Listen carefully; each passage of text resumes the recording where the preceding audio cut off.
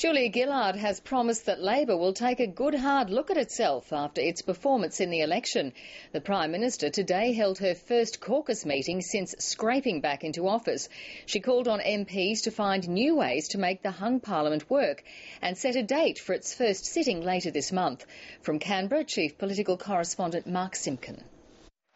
Labor loves a winner, even after a barely there victory.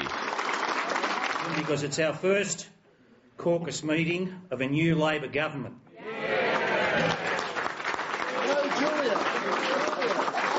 Caucus is leaner than it was, and Julia Gillard urged it to renew its sense of purpose.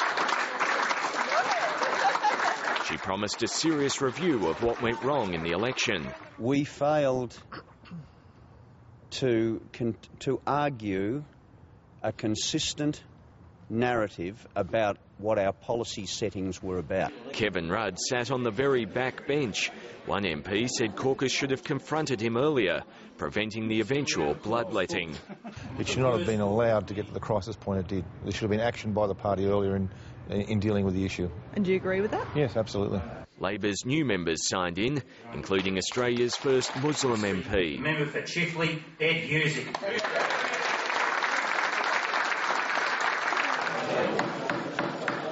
Winners are grinners, and sometimes so are losers. Team, there are a lot more of you now than there were just a few weeks ago.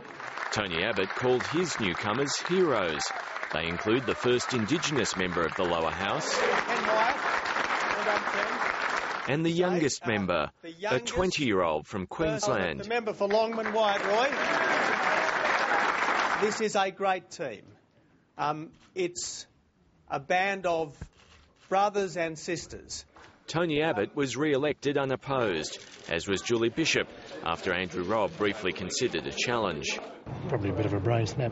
Why do you say brain snap? Well, I just don't think it was well thought out.